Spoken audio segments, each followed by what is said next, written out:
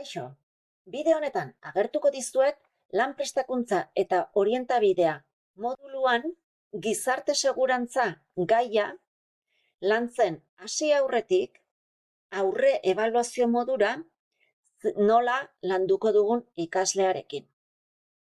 Horretarako baliabide batzuk sortu ditugu. Eta baliabide horiek eziraul.eus webgunean jarri ditut. Goazen gizarte segurantza atalera. Ikusten dezuenez, gizarte segurantza atalean hasiera batean gaiari sarrera bat emateko bideotxo bat sortu dut. Eta bideo hau jarriko genuke sarrera modura. Bideo honen lotura Genialian jarri dizuet. Ondoren, kajuta egingo genieke ikasleei. Kajutarekin lortuko duguna da, gela horretako ikasleen ezagutza neurtzea. Ez bakoitzarena, baizik eta gela osoarena.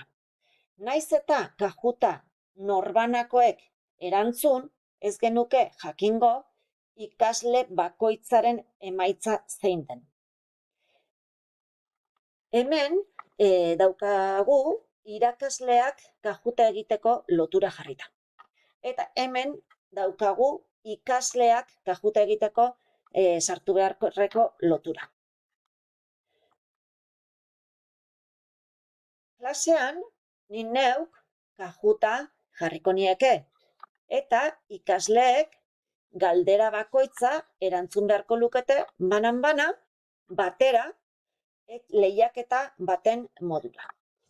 Honen emaitza izango da, ranking batekin, nortzuk erantzun duten azkarren eta hobekian. Baita ere, deskargatu alda database bat, esaten diguna galdera bakoitzean zenbatek asmatu duten eta zenbatek ez duten asmatu. Eta zein erantzun eman dituzten.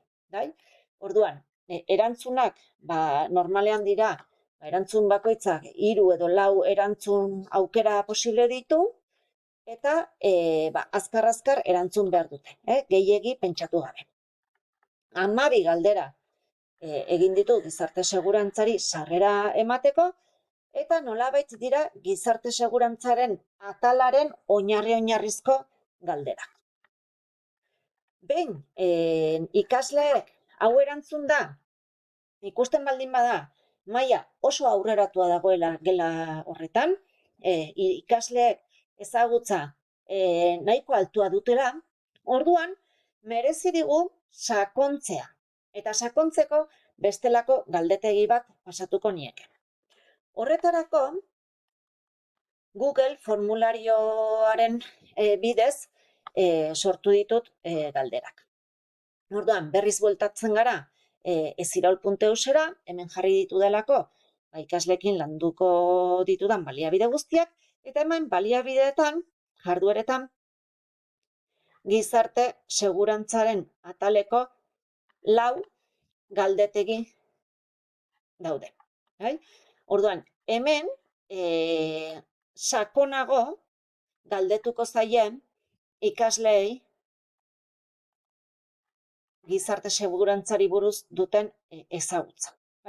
Eta hemen Googleek formulario bidez ahalbidetzen digu jasotzea emaitza izen-abizenekin. Jakingo genuke ikasle bakoitzaren ezagutza maila zein den. Kasu honetan, gizarte segurantzako 4 galdetegi egin ditugu, eta guztia dira varias opciones edo aipatzen dutena. Naiz eta jakin, bestelako Googleek ematen dituela bestelako aukera batzuk. Eta bukatzeko, esan behar da, tresna digital hauek erabiltzea hobesten dela, batik bat, erakargarria direlako eta ebidentzia jasotzeko oso egokiak direlako. Eta horrexegatik aukeratu ditugu. Eskerrik asko.